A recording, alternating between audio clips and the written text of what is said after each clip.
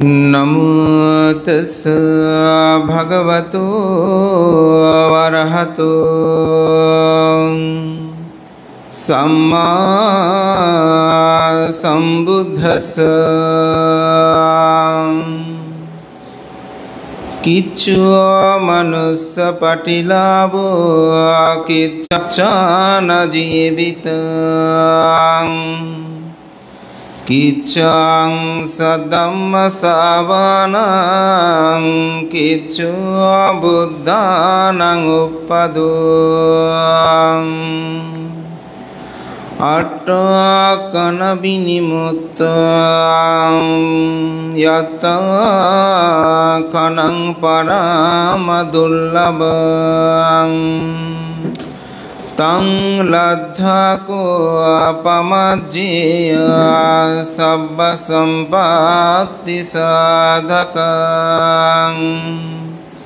येतेन सत्सवज्जेन होतु ते जयमङ्गलं ते।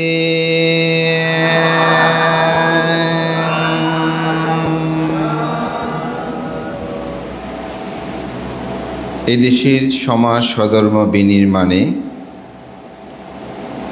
যারা প্রবাসে অবস্থান করে বাংলাদেশ তথা জাতিসত্তার কল্যাণে নিবেদিত ছিলেন, সেই কুয়েতে অবস্থানকারীও যারা সংঘবদ্ধভাবে আবদ্ধ হয়ে সমাজ জাতির কল্যাণে নিবেদিত ছিলেন, সে বাংলাদেশি বৌদ্ধ কল্যাণ সমিতি কুয়েতের প্রবাসে যারা থেকেছেন এবং যারা প্রয়াত হয়েছেন তাদেরকে স্মরণ করে বাংলাদেশি বৌদ্ধ কল্যাণ সমিতি কুয়েত কর্তৃক আজকের আয়োজিত অষ্টপুষ্কর সংবর্ধনা অনুষ্ঠান, বিশেষ করে যারা প্রয়াত হয়েছেন পরিপূর্ণ বড়ুয়া, সুভাষ বড়ুয়া, মন বিহারী বড়ুয়া, বাবুলাল বড়ুয়া, অরবিন্দ বড়ুয়া, জয়ন্ত বড়ুয়া, প্রদীপ বড়ুয়া, রতন বড়ুয়া, ননী বড়ুয়া, বিকাশ বড়ুয়া, প্রিয়তোষ বড়ুয়া, প্রকাশ বড়ুয়া, বিভীষণ বড়ুয়া, উদয়ন বড়ুয়া, অরূপ বড়ুয়া, সন্তোষ বড়ুয়া, তরিত বড়ুয়া, সত্যব্রত বড়ুয়া, পরিমল বড়ুয়া, চিত্রসেন বড়ুয়া, টিপু বড়ুয়া, পরিতোষ মোর্শদ্দি, অমল বড়ুয়া, দিলীপ বড়ুয়া, শিশির বড়ুয়া বানু ও মনীন্দ্র বড়ুয়া সহ যারা প্রয়াতজন হয়তো অনেকের নাম এখানে সংযুক্ত করা সম্ভব, তাদের সকলের পারলৌকিক সদ্গতি কামনায়, নির্বাণ সুখ কামনায় আজকের এই আয়োজন। আমি সংঘের পক্ষ থেকে তাদের পারলৌকিক শান্তি কামনায় পুণ্যদান করছি। আপনার সকলে সাধুবাদ দিয়ে তা অনুমোদন করুন। এই পুণ্যময় অনুষ্ঠানে উপস্থিত আমার অত্যন্ত প্রিয় ভাজন, যিনি একজন নীরব পণ্ডিত ভিক্ষু ব্যক্তিত্ব, মহান সাধক সাধনানন্দ মাহাতোর বনবান্তের প্রিয় শিষ্য, যিনি ত্রিপিটকের মূল গ্রন্থ এবং অট্টকথা সহ 10টি বইয়ের অনুবাদ করেছেন এবং তার সম্পাদিত রচিত গ্রন্থ সহ 14টা বই এই সমাজকে উপহার দিয়েছেন। আমার অত্যন্ত প্রিয় ভাজন, যিনি এখানে গত কঠিন চিবর দানের মাস থেকে অবস্থান করছেন,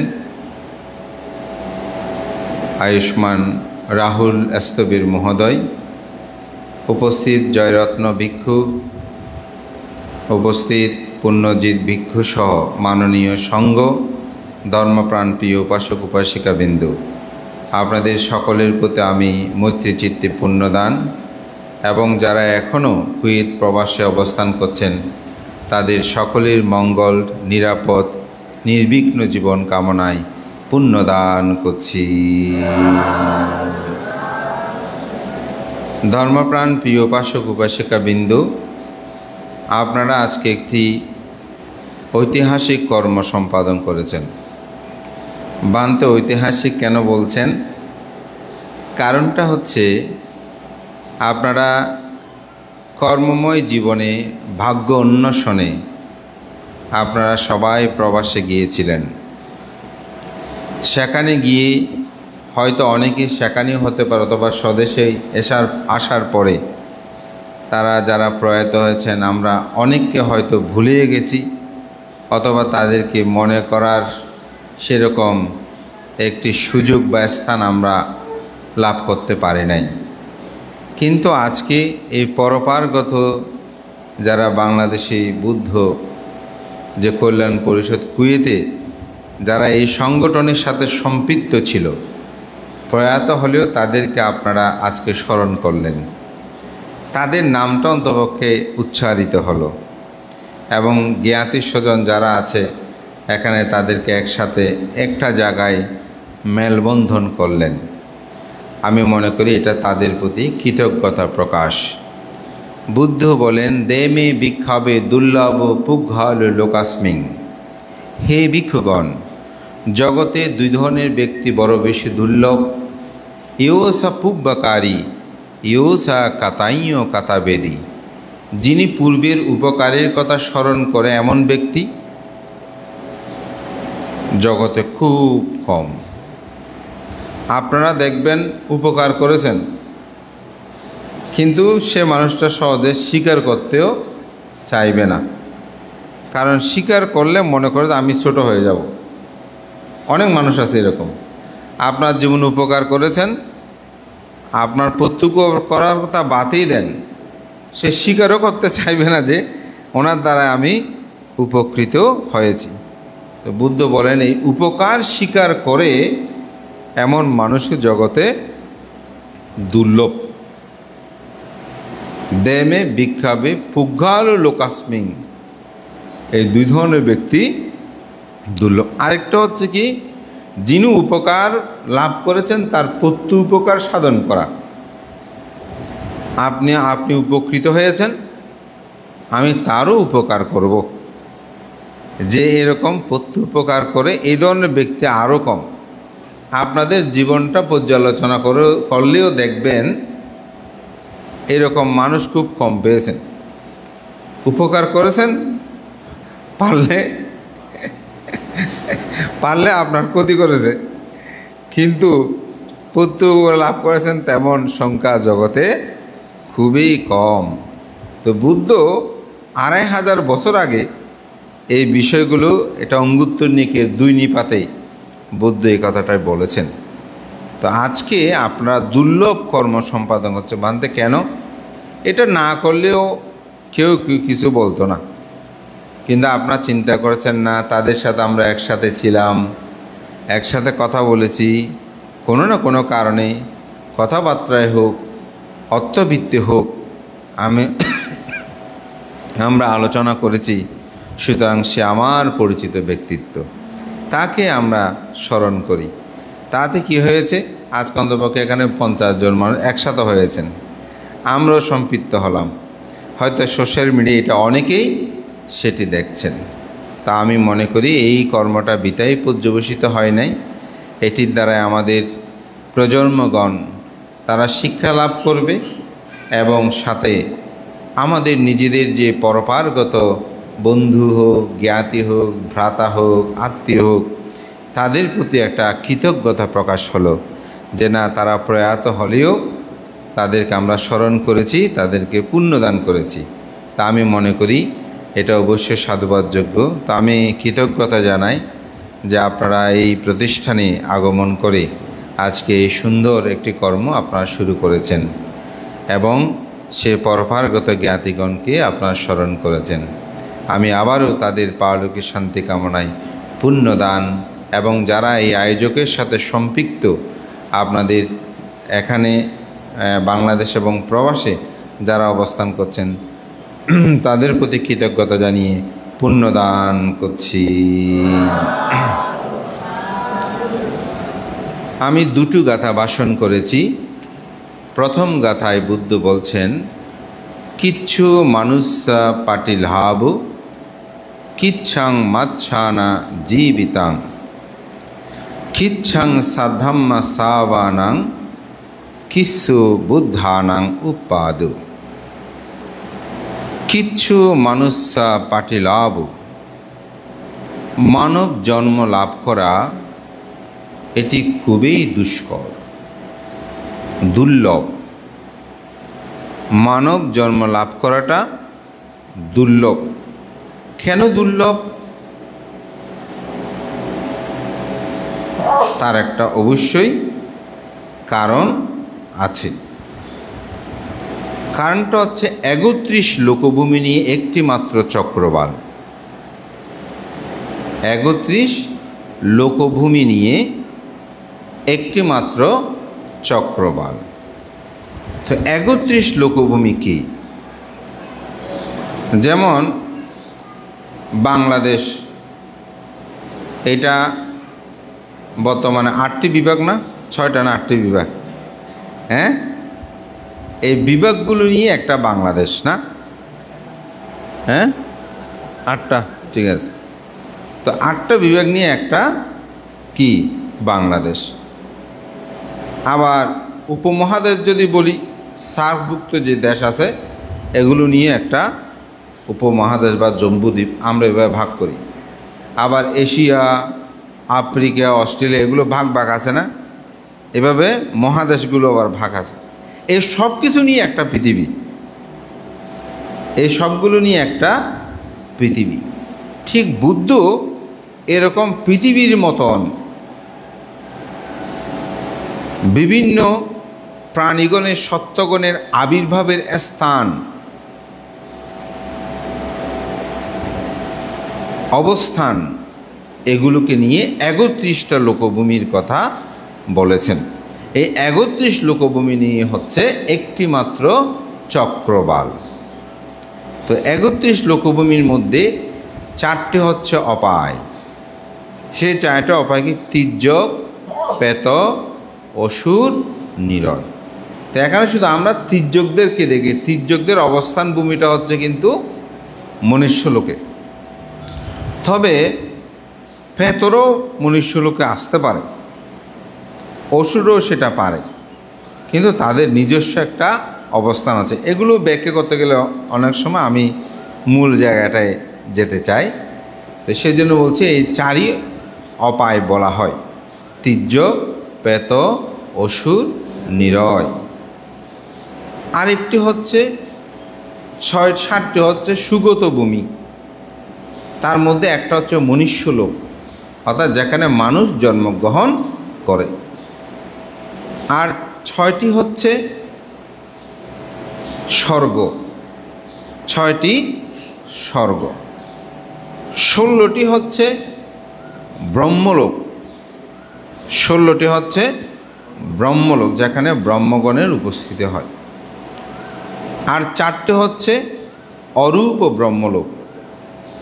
মোট ৩১ লোকভূমি নিয়ে একটি মাত্র চক্রবাল।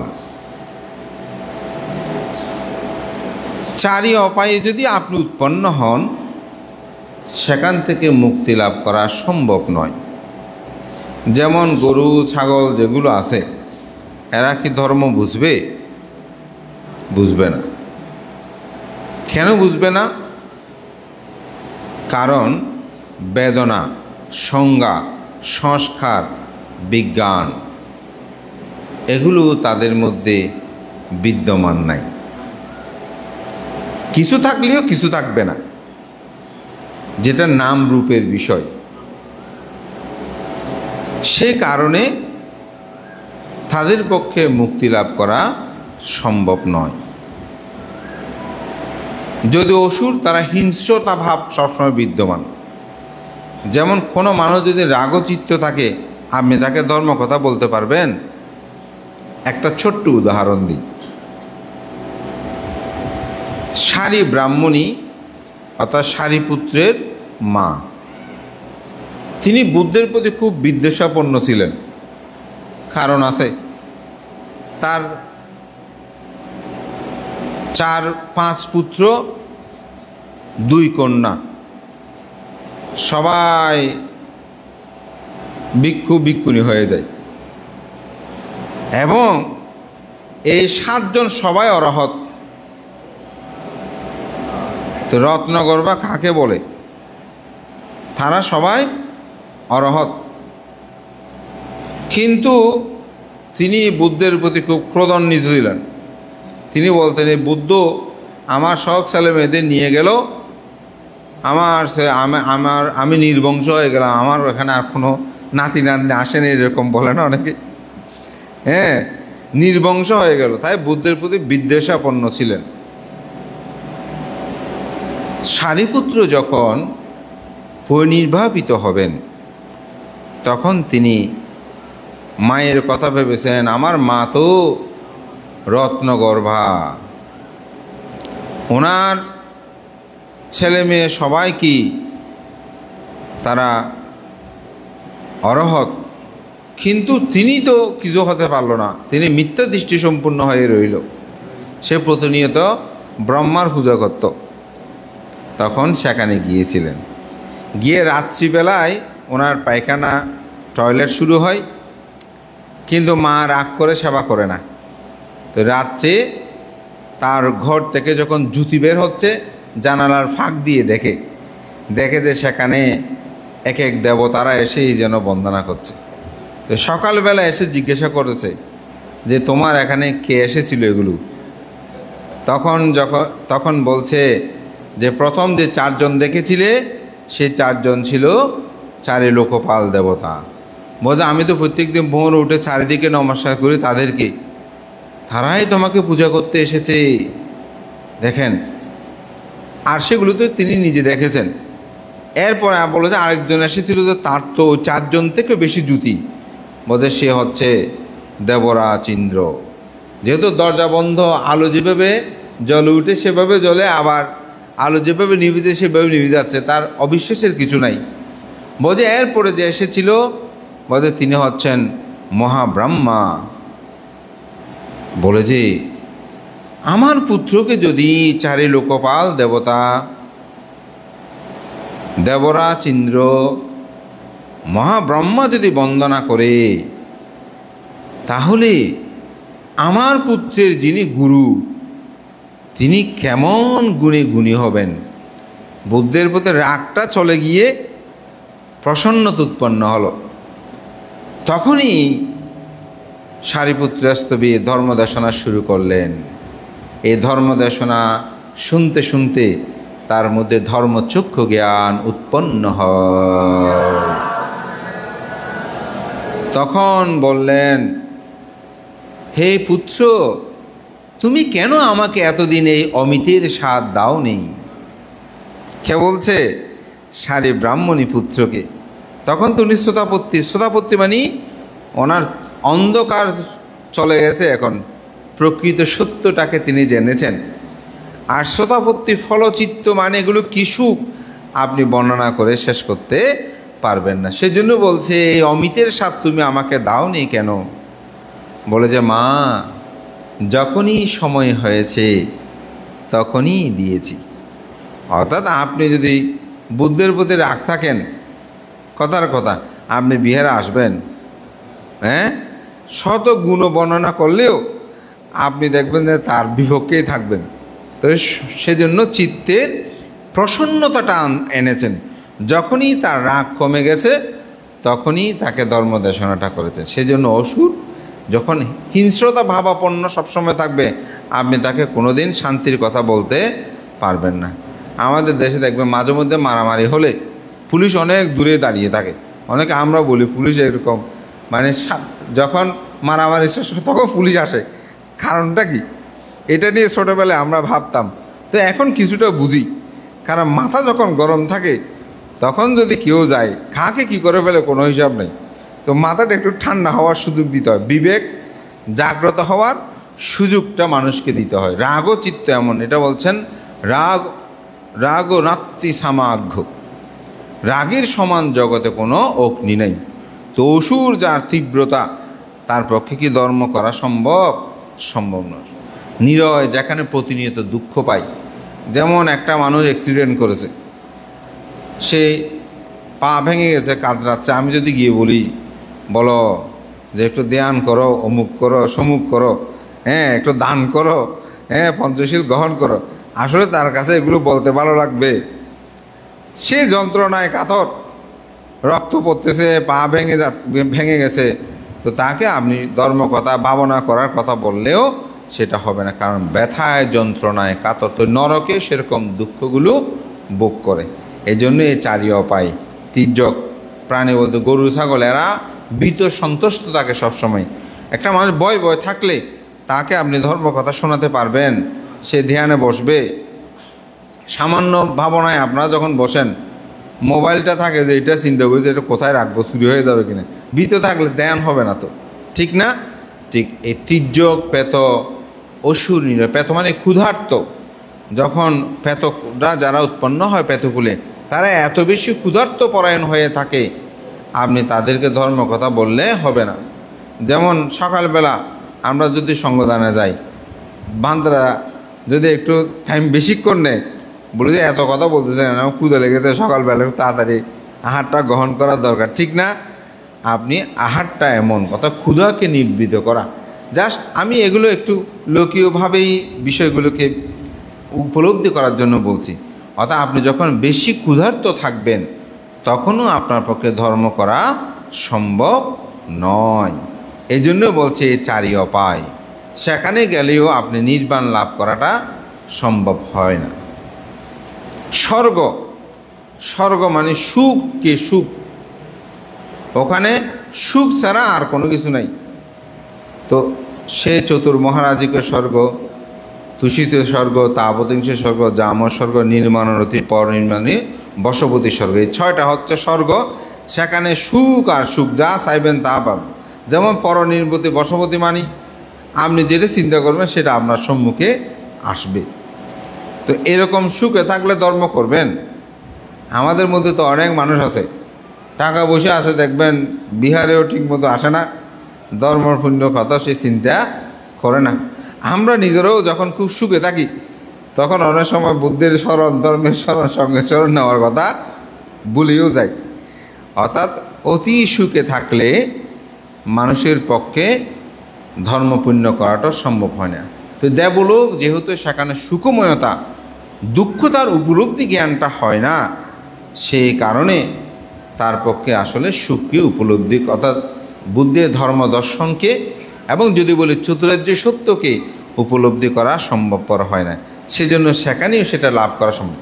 তো অনেকে বলতে পারেন, ভান্তে বুদ্ধ যে ধর্মচক্র প্রবর্তন সূত্র দেশনা করেছেন, সেই সময় 18 কোটি দেববর্মার ধর্মচক্ষু জ্ঞান উৎপন্ন হয়েছে, তার মধ্যে একজন ছিল মাত্র মানুষ।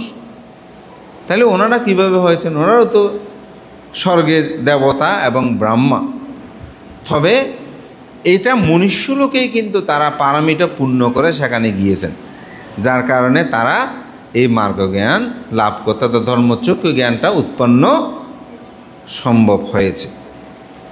কিন্তু মূল ভূমিটা হচ্ছে কিন্তু মনুষ্যলোক, অর্থাৎ মানুষ হয়েই জন্মগ্রহণ করে সব কিছু ঠিক করতে হবে। ব্রহ্মলোক, চারি ব্রহ্মলোকের মধ্যেও যখন আপনি এখানে রূপ ব্রহ্মলোক আর একটা হচ্ছে অরূপ ব্রহ্মলোক, এটা বিভক্ত আছে। রূপ ব্রহ্মলোক দেহ আছে কিন্তু চেতনা নাই, আবার অরূপ ব্রহ্মলোকের মধ্যে চেতনা আছে, রূপ নাই। তো দেহ যদি না থাকে, একটু সহজ করে বোঝার জন্য বলছি, মন দিয়ে আপনি কি করবেন? যেমন আপনি প্যারালাইজ রোগী, অথবা আমার মন তো আমেরিকা, কানাডা সব জায়গায় ঘুরে, লাভ নাই। মন ঘুরলে কি দেখা হবে? দেখা হবে না। আবার চিত্ত নাই, অর্থাৎ মনটা নাই, দেহটা পড়ে আছে, এই দেহ দিয়ে কিছু করা যাবে? যেমন ঘুমের কথা, ঘুমিয়ে গেছেন, চিত্ত কি হয়েছে? এটি নিস্তেজ হয়েছে, চিত্ত চলে, মৃত্যুর কথা দিয়ে বলছি না, একদম জীবিত থাকতে। এই দেহটা কোথায় নেওয়া যাবে? ডাকলে যখন চেতনা জাগ্রত হবে, তখন তার দেহ মন দুটি সজাগ হবে, ঠিক না? অর্থাৎ নাম রূপ। তো সুতরাং ব্রহ্মলোকের মধ্যে কিছু জায়গায় নাম থাকে, কিছু রূপ থাকে। তো সেই অসঙ্গ অরূপ জায়গায় যখন উৎপন্ন হয় মানুষ, ওখানে কিন্তু উৎপন্ন হতে পুণ্য লাগে। তো পুণ্য প্রভাবে যদি সেই জায়গায় উৎপন্ন হয়, সেখানে যেহেতু নাম রূপ দুটি সমন্বয় সাধিত না হয়, সেখানেও নির্বাণ বা চতুর্য সত্যকে দর্শন করা সম্ভব নয়। সেজন্য বুদ্ধ বলছেন এই ৩১ লোকভূমির মধ্যে একমাত্র সম্ভব সেটা হচ্ছে যদি আপনি মনুষ্যলোকের মধ্যে উৎপন্ন হন। তাহলে আমরা এই আলোচনায় কিছুটা হলো আমরা উপলব্ধি করতে পারছি মানব জন্মটা অতীব দুর্লভ। কিন্তু মানুষ হয়ে জন্মগ্রহণ করলেই কি দুর্লভ হবে? না, সেটার জন্য বলছে আট্টাখ্যান বিনিমুত্থ খান পারাম দুর্লভ। তাকে ৮টি দুর্লভ ক্ষণ সম্পত্তি তাকে লাভ করতে হবে। সেটা কি কি? প্রথমেই বলছে তির্যক, প্রেত,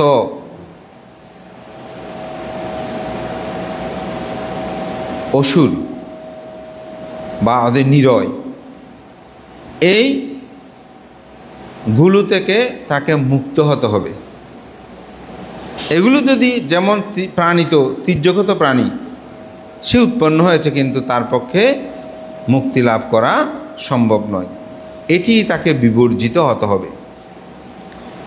এরপরেই বলছে যে তার অঙ্গ প্রত্যঙ্গ আদি যা আছে পঞ্চ, যেটা ইন্দ্রিয়, যেমন বধির মানুষ হয়ে জন্মগ্রহণ করেছে কিন্তু সে বধির, অন্ধ, খঞ্জ, বিকলাঙ্গ অথবা নপুংসক, তো সে মানুষ হয়ে জন্মগ্রহণ করলেও তার কোনো লাভ হবে?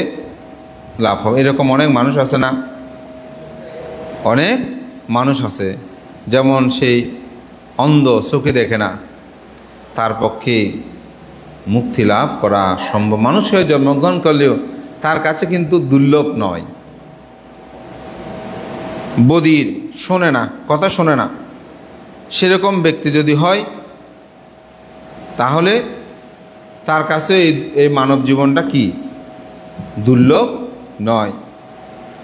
যদি সেই খঞ্জ হয়, অর্থাৎ হাত পা এগুলো নাই বা নাক নাই, তখন সে মানুষটারও কি হয়, সে মানুষটারও কিন্তু দেখা যায় যে মানব জন্মটা দুর্লভ নয়, সে পরিপূর্ণ নয়, তো দেহটা সে পরিপূর্ণ নয়। আবার দেখা গেল যে পুরুষও নয়, নারীও নয়, এটা তো আমরা প্রতিনিয়ত দেখছি। তাদের যে জীবন, সামাজিক বলেন, রাষ্ট্রীয় বলেন, বিশ্ব বলেন, সব জায়গায় তারা যেন নিগৃহীত। এবং এটি আমরা নিজেরও উপলব্ধ। মানুষ হয়ে জন্মগ্রহণ করেছে ঠিক, কিন্তু তার কাছে এই দুর্লভ মানব জীবনের আসলে সার্থকতাটা কিন্তু নাই। সেজন্যই বলা হচ্ছে যে আপনি এই অষ্টবিধ অক্ষণ, অর্থাৎ এগুলো থেকে মুক্ত হতেই হবে। এবং সেখানে আরও বলছে যে তার পঞ্চ ইন্দ্রিয় যেমন বিকলাঙ্গ, যে কথাটা বলছে যেমন পঞ্চ ইন্দ্রিয়গুলো বিকলাঙ্গ না থাকে। যদি বিকলাঙ্গ হয় তাহলে তার মানব জীবনটা কিন্তু আসলে সার্থক হবে না। আচ্ছা, যেটা বলেছিলাম অরূপ এবং অসঙ্গ, যেটা ব্রহ্মলোক, একটু আগে যে বলেছিলাম, ওখানে যে উৎপন্ন হলে সেখানে হয়তো রূপ আছে কিন্তু চেতনা নাই, চেতনা আছে কিন্তু অথবা রূপ নাই, এরকম যদি হয় তাহলে তার পক্ষেও সেখানে মুক্তি লাভ করা সম্ভব নয়। আরেকটা হচ্ছে যে নিদারুণ মিথ্যা দৃষ্টি। তার আগে আরেকটা আছে প্রত্যন্ত অঞ্চলে জন্ম। আমি মানুষ হয়ে জন্মগ্রহণ করেছি ঠিক, কিন্তু এমন জায়গায় জন্মগ্রহণ করেছি যেখানে বুদ্ধের কথা প্রচারিত নয়, বা আমি বুদ্ধের কথা শুনতে পাইনি। তো সেরকম জায়গায় যদি আমি জন্মগ্রহণ করি তাহলে আমার মানব জন্ম কি সার্থক হলো? কারণ আমি তো বুদ্ধের ধর্মটা পাইনি। এরকম অতি সম্প্রতি একটা দেশে আমার একজন শিষ্য সেই গিয়েছে, তো বলছে বানতে আমি যখনই সেখানে যাচ্ছি বাড়িগুলোতে আমাকে দেখে অনেকে কান্না করতেছে। বলতে বানতে আজকে প্রায় 12 বছর 15 বছর একজন ভান্তে আমার বাড়িতে আনতে পারেনি, আজকে আপনি এসেছেন। তাহলে 12টি বছর উনি ভিক্ষু লাভ করে নেই। তাহলে তার কাছে এই যে আনন্দ প্রীতিভাবটা উৎপন্ন হয়েছে সেটাকে বলছে লাভ করেনি এতদিন। এটা এতদিন প্রত্যন্ত অঞ্চল ছিল, অর্থাৎ প্রত্যন্ত জায়গা, যেখানে এটাকে আরও ব্যাখ্যা বলতে বুদ্ধ প্রতিরূপ দেশ নয়। বুদ্ধ প্রতিরূপ মানে কি, যেখানে ধর্মপূর্ণ করার সুযোগটা থাকে না, এটাকে বলা হয় অপ্রতিরূপ। আর যেখানে ধর্মপূর্ণ করার সুযোগ আছে এটাকে হচ্ছে প্রতিরূপ দেশ বা প্রতিরূপ স্থান। নিদারুণ মিথ্যা দৃষ্টি। মিথ্যা দৃষ্টি বলতে যিনি কর্মফল বিশ্বাস করে না, নির্বাণ বিশ্বাস করে না, স্বর্গ নরক বিশ্বাস করে না, ঐশিক কোনো শক্তির উপর নিজেকে নিয়ন্ত্রিত হয় বলে মনে করে। অনেকে বান টোনা বিভিন্ন কিছু মানব জন্মটা অতিবাহিত করা অত্যন্ত কঠিন, কারণ আপনি মৃত্যুর পরে কোথায় যাবেন সেটা এখন নির্দিষ্ট হয় না। ইহজীবনীও যদি আপনি সঠিকভাবে অপ্রমত্তভাবে অর্থাৎ জাগ্রতভাবে প্রতিনিয়ত নিজের জীবনটাকে দুর্বিধ না করেন, এই জীবনেও দুঃখ ভোগ করবেন, মৃত্যুর পরেও দুঃখ ভোগ করবেন। কিচ্ছাং সাদ্দাম সাবান সতম শ্রবণ, এটাও কিন্তু দুর্লভ বা আয়ার সাধ্য, কষ্টসাধ্য। তো বলতে পারেন বান্ধে আপনি কি বলেন, ধর্মদেশনা তো বান্ধরা জোর করে আমাদেরকে শোনায়, এত কষ্ট হওয়ার কি আছে? আসলে শুনিটি, কিন্তু সব কথা মনের মধ্যে স্থান দেওয়াটা কঠিন। আপনাদের জীবনটাকে পর্যালোচনা করলে দেখবেন কিছু কিছু কথা আপনাদের জীবনটাকে পরিবর্তন করেছে, আবার কিছু কিছু অদম্য কথা আপনাদের জীবনের নিম্ন দিকে নিয়ে গেছে। অদেবান্ত মুখের সাথে পরামর্শ করলাম, সে যখন এরকম বলেছে এটা করে আমার সবকিছু শেষ। দেখেন পৃথিবীটা দেখেন, বাংলাদেশটা দেখেন, একটা ব্যতিক্রম বাক্য বলেছে যে সেটার জন্য জীবনে সব উত্থান পতন খেলাধুলা হয়ে গেছে না, শুধু বাক্য। সুতরাং আমরা যদি মনে করি যে ধর্ম কথা এটা এত কি কিন্তু বাংলা ধর্ম দেশটা করতেছেন না, একটি কথাও একজন মানুষের জীবনকে মহা পরিবর্তন সাধন করতে পারে। যেমন আমি একবার দেরি হচ্ছে প্রায় 2-3 বার ধর্ম দেশনা করতে অনীহা প্রকাশ করেছি, এত আন্তরও বলো এত কথা অপরিবর্তন না। আমি মনে মনে এত কষ্ট করে ধর্ম দেশনা করার দরকার, এত চিন্তাও করতে পারবো না, তো করবো না। এরকম একটা মনের মধ্যে মানে 2-3 মাস কোথায় গেলে এমনি বলার আছে বলেছি, কিন্তু মন প্রাণ দিয়ে ধর্ম দেশনা করার প্রতি আমার আগ্রহটা কমে গেছে। একদিন একটা ছেলে আমাকে বলতে পারতে আপনার একটা ধর্ম দেশনা আমি শুনেছি, এটা শোনার প্রবন্ধে আমার জীবনের একটা মহা পরিবর্তন হয়েছে, এখন আমি পঞ্চশীল পরিপূর্ণভাবেই মানতে পারব।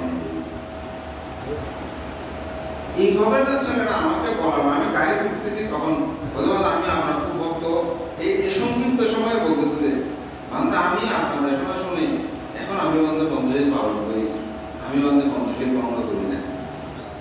তা আমি সত্যিকার অর্থে মনে মনে আমি গাড়ি তুললাম, আশীর্বাদ করা যায়, ঠিক আছে আপনি পালন করেন, এটা তো খুব ভালো, আমারও ধর্ম দেশনা সব সার্থক, এরকম বলে তাকে আশীর্বাদে আমি গাড়ি তুলতে ভাবছি না, ধর্ম দেশনাটা আসলে করতে হবে। বহুজন ঠাকুর একজন তো পরিবর্তন হয়েছে, এটা তো আমার পূর্ণ হয়েছে, এটা পূর্ণ হয়েছে সত্যিকার অর্থে। সে থেকে আবার আমার মধ্যে একটা প্রেরণা উৎপন্ন হলো না, অর্থাৎ আসলে ধর্ম শ্রবণ এটাও এত সহজ নয়। কিছু উত্থান উৎপাদ জগতে যদি বুদ্ধের আবির্ভাব না হয় তাহলে তার পক্ষে মুক্তি লাভ করা সম্ভব নয়। সেজন্য মানব জন্মটা দুর্লভ। আমরা অত্যন্ত সৌভাগ্যবান, আমরা সবাই অষ্ট অক্ষণ মুক্ত হয়ে ক্ষণ সম্পত্তি দুর্লভ, আমরা ক্ষণ সম্পদ বলেই আজকে সম্পদ আমরা কি করেছি লাভ করতে মুক্ত হয়ে লাভ করেছি।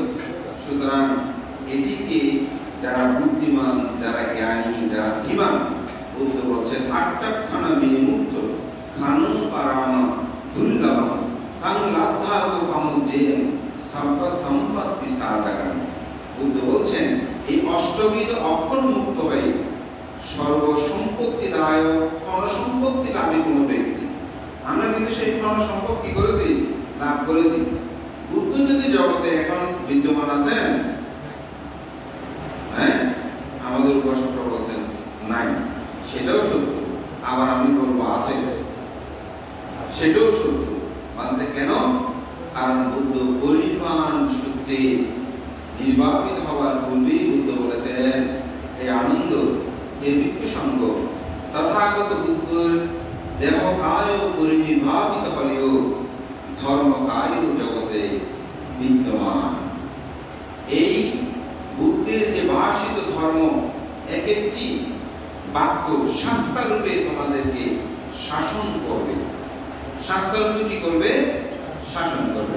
করছে? আপনাদেরকে করছে, আমাদেরকে করছে না?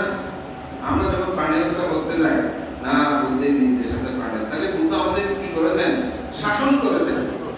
আমাদেরকে বলছেন মুন্ডুকু মস্তক হও, কেউ বসন ধারণ করো, 27 পালন করো, আমাদেরকে বলছে না? আমরা সেটা কার কথা মেনে চলছি? বুদ্ধের কথা। তাহলে বুদ্ধ চলে গেলেও কি চলে গেছে? দেহ চলে গেছে, কিন্তু তার ধর্ম কায়, কায় মানে কি দেহ, রূপ কায় চলে গেলেও ধর্ম কায় এখনো জগতে বিদ্যমান। তাহলে আমরা এই 8টি সম্পদ অর্থাৎ ক্ষণ সম্পত্তি লাভী বলছেন কোন ব্যক্তি, তাহলে আমরা সেটা লাভ, তাহলে আমরা কি প্রমত্ত থাকবো? না, আমরা অপ্রমত্ত অর্থাৎ জাগ্রত থাকবো। জাগ্রত থেকে বলতে বুদ্ধিমানরা সেই ক্ষণ সম্পত্তিকে কখনো হেলায় নষ্ট করে না। সর্ব সম্পত্তি সাধকাম, তিনি তখন সমস্ত সম্পদকে রক্ষা করার জন্য চেষ্টা করেন। আমি মনে করি আপনাদের মধ্যে সেই চেতনা বুদ্ধি জাগ্রত হবে।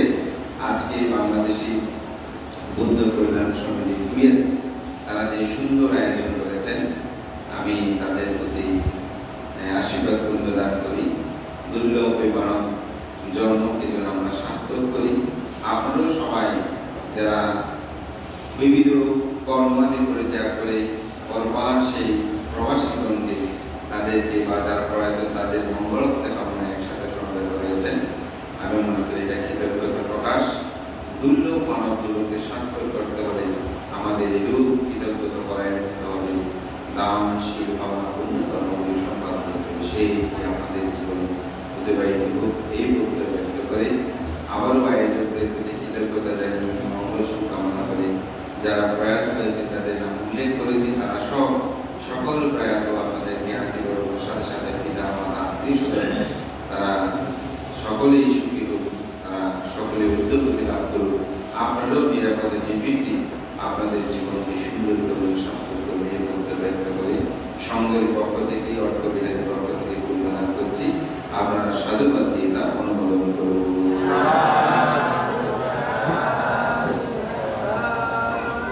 3 বার